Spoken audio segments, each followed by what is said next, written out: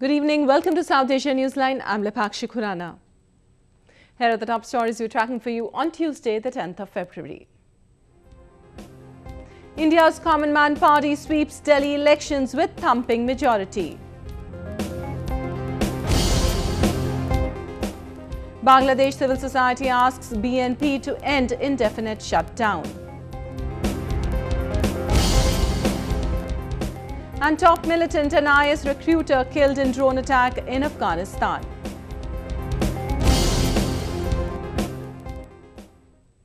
And now for all the details, Delhi's political circuits were abuzz on Tuesday as the Common Man Party returned to power. The historic results of the elections gave a thumping majority to the anti-corruption crusader Arvind Kejriwal and a big blow to ruling Bharatiya Janata Party. It was a day to remember for the Aam Aadmi Party or AAP.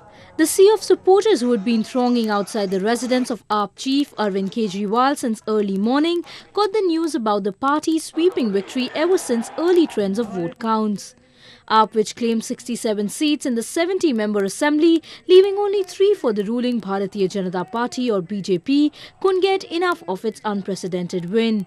Kejriwal, who was accompanied by his fellow party mate Ashutosh, thanked the people of Delhi for their massive mandate. सब लोगों की सेवा करनी है, दिल्ली के लोगों की सेवा करनी है। मैं अकेला कुछ नहीं कर सकता, मैं बहुत छोटा आदमी हूं, लेकिन मुझे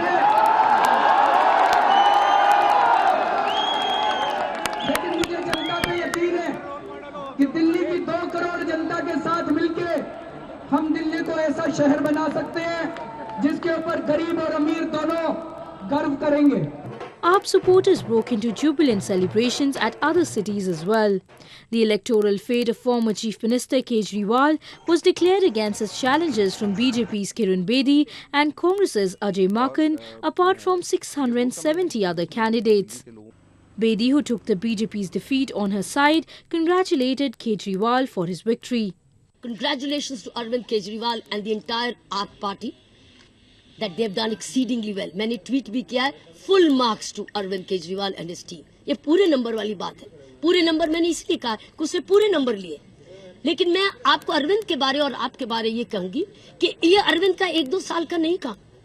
ये जो अर्बन पुअर तक पहुंचे हैं, ये 5 साल की मेहनत अरविंद की. The AAP, which was born out of the anti-corruption movement in 2012, has kept the promise of being the common man's representative in the foreground of its electoral agenda. After coming to power with the outside support of Congress, AAP ruled Delhi from December 2013 to February 2014 before Kejriwal put in his papers after 49 days in power. The AAP Supremo is set to take oath as the new Chief Minister on February 14th, exactly a year after he submitted his resignation. This is the first major setback for Prime Minister Narendra Modi's BJP ever since his massive win in the national elections last year. Winning power in Indian states is critical to control the upper house of parliament, where BJP lacks a majority. Even as the political turmoil in Bangladesh sees no signs of ending anytime soon, economy remains hard hit. Civil society members have intensified protest against the looming situation. The lingering political crisis in Bangladesh has taken a toll on its economy too. The public continues to be at the receiving end of a bitter political face-off between the government and the opposition. Hundreds of civil society members staged protests in capital Dhaka, even as miscreants went on attacking vehicles unabated as part of blockade-related violence. Many demanded an immediate end to the crippling strike. আমরা এখন 2015 জানুয়ারি থেকে দেখছি, তারও বেশি তীব্র দেখছি। Burn ইউনিটে আমরা দেখছি বার্ন ভিকটিমদের সংখ্যা বেড়েই চলেছে। পেট্রোল বোমার যে সংস্কৃতি বাংলাদেশে শুরু হয়েছে, সেটা আগে হয়তো খুব জোর 2-1টা ছিল, কিন্তু এখন প্রতিনিয়তই এটা ফ্রিকোয়েন্সি বাড়ছে এবং তার টার্গেট হচ্ছে আপনারা দেখছেন আবাল বৃদ্ধ বনিতা শিশু কেউই বাদ যাচ্ছে না, বিশেষ করে প্রান্তিক জনগোষ্ঠী। Thousands of traders, businessmen and industrialists battered by the current political turmoil stopped their business transaction and took to the streets protesting against the blockade. Condemning the crisis, members of workers' unions said they did not feel safe in the current situation. এবং শিল্প কলকারখানায় আতঙ্ক বিরাজ করছে। আমাদের শ্রমিক ভাই বোনেরা কারখানায় যাচ্ছে, বাসায় ফিরতে পারবে কিনা এর কোনো নিশ্চয়তা পাচ্ছে না। The rising violence is a part of Bangladesh Nationalist Party's ongoing indefinite nationwide shutdown, which completed a month on Thursday. Bangladesh's economy, which has been maintaining one of the best growth rates in Asia throughout the past decade, now remains hard hit with an estimated loss of over $13 billion in the past 1 month. According to the Dhaka Chamber of Commerce, the country's current GDP is suffering immensely, with 16 key income-generating sectors including ready-made garments, transport, communication, agriculture, tourism and shipping facing heavily. Many production units across Bangladesh were also running short of raw material due to the breakdown of the supply and distribution chain. A veteran militant who recently swore allegiance to the Islamic State or IS was reportedly killed in a drone strike in Afghanistan. The police confirmed that former Taliban commander Mullah Abdul Rauf was among the 6 people killed in the NATO attack in southern province of Helmand on Monday. According to reports, Rauf was travelling in a car when the drone struck. The former Guantanamo Bay detainee was believed to have defected to the IS after falling out with the Taliban last month. Afghan President Ashraf Ghani had at the Munich conference in Germany on Sunday pointed at the continued threat posed by global terrorism, including the IS NATO commander in Afghanistan, General John Campbell, had also last month said the IS has stepped up recruiting fighters in both Afghanistan and Pakistan.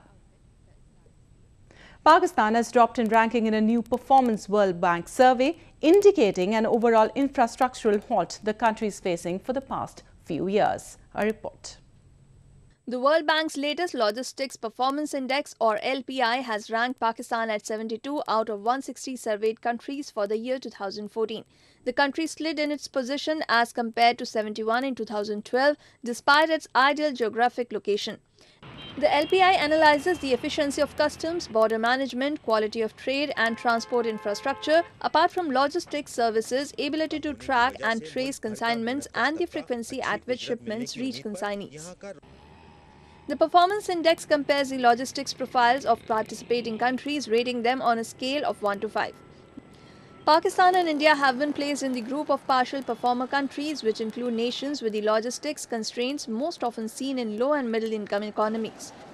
The logistics report gave a score of 2.83 to Pakistan with 58.5% performance. Comparatively, its neighbour India was ranked 48th, while China dropped 2 positions to 28th. Analysts believe Pakistan's infrastructural situation might improve in coming years owing to the proposed Lahore-Karachi motorway and the China-Pakistan economic corridor. Pakistan government has vowed to defend victimized blasphemy accused. The Punjab Prosecution Department has shortlisted 50 cases currently under trial in courts to speed up the decision and fate of alleged blasphemers who, according to the government, are victimized by complainants. The accused have been selected from 262 cases in various courts of the Eastern Province dating 2010 to date. The suspects, who are all Muslims, are languishing in jails and are not being convicted because of lack or poor evidence and non-availability of their counsel. Blasphemy is a sensitive issue in Pakistan and carries death penalty for insulting Prophet Muhammad or desecrating the Quran. Hundreds of Pakistani nationals lauded efforts of the Indian government to facilitate speedy clearances to help them meet their families on the Indian side of Kashmir. Scores of Pakistani nationals arrived in India's northern Jammu and Kashmir by a special Poonch-Rawalkot cross-border bus service to meet their relatives on Monday. The initiative aimed at facilitating better road links between the two neighbours was welcomed by all. Pakistani visitors were grateful to the Indian government for providing them easy entry permits to travel across the border. मैं India government का शुक्रगुजार हूँ जिन्होंने ये ऐसा माहौल और ऐसी फ़ज़ा कायम की जिससे हम लोगों को इतना 63 ईयर से हम लोग एक दूसरों से जुदा थे और ये एक माहौल कायम हुआ, एक ऐसी फ़ज़ा कायम हुई जिससे हम अपने बहन भाइयों को अजीज़ों को देख सके। हम यही कहेंगे कि उनके पेपर जल्द क्लियर करके भेजें और ये भी हमारा मुल्क देखें, हमारा खलूक और प्यार देखें, खलूस देखें, हम भी कैसे अटेंड करते हैं इनको। Poonch-Rawalkot bus service, which began in 2005, has so far been the most visible achievement of a hesitant peace process between India and Pakistan. The bus route was, however, suspended at several occasions owing to tensions at the border. Cricket fever has bit the Indian subcontinent one more time. With the World Cup just days away, participating teams are up polishing their ante. But this icon has something more to say. Take a look. India's cricketing legend Sachin Tendulkar will be missed by his fans in the upcoming tournament. The former cricketer has, however, been chosen to be the brand ambassador of the World Cup 2015 by the International Cricket Council for the second consecutive time. At a recent event in Western Mumbai, the iconic batsman said it will be a different experience now that he has retired from the game. Being the World Cup ambassador is truly an honor, and this is happening for the second time. Last time I was the ambassador when we played 2011 World Cup, and I was actually part of it. And this time I'm not. Tendulkar retired from all forms of game after playing his 200th and final test match in November 2013. The 41-year-old has played 664 international cricket matches in total, scoring 34,357 runs. The batting maestro, who was an integral part of India's winning team during the 2011 World Cup, urged his fans to support the current squad during the latest season. I would urge everyone to support our team and pray to God that He gives us the best result. The ICC Cricket World Cup, which begins on February 14, is being co-hosted by Australia and New Zealand. Defending champion India is set to face South Africa, West Indies, Zimbabwe and UAE, playing its opening match on February 15th against Pakistan. The other group comprises of Australia, England, New Zealand, Sri Lanka, Bangladesh, Afghanistan and Scotland. Pure traditional and classical notes were enough to transport the audience into trance. Take a look at this sumptuous festival. Echoing ghungroos and traditional drum beats added much glitter as India's eastern state of Odisha became a sight to reckon at the Dholi Kalinga festival. The three-day event in provincial capital Bhubaneswar inculcated a beautiful blend of classical, folk and martial dances. Tapping to the rhythms of accompanying musical instruments, artists gave the audience a transcendental experience. Participants said it was a good platform to popularize the various dance forms which were gradually losing charm to modern forms.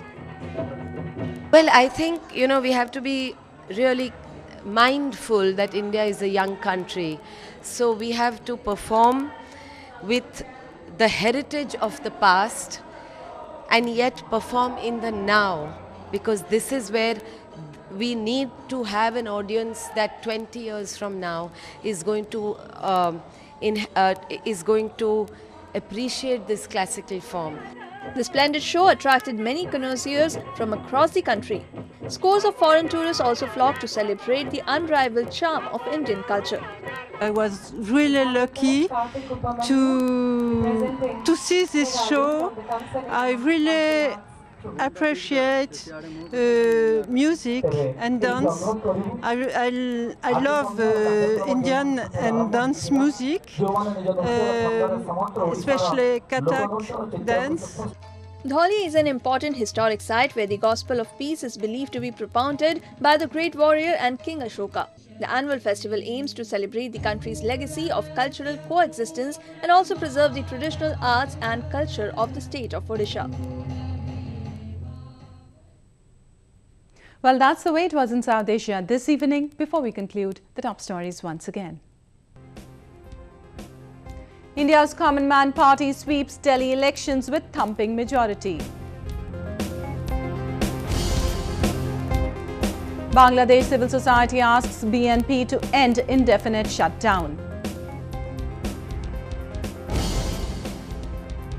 And top militant and IS recruiter killed in drone attack in Afghanistan.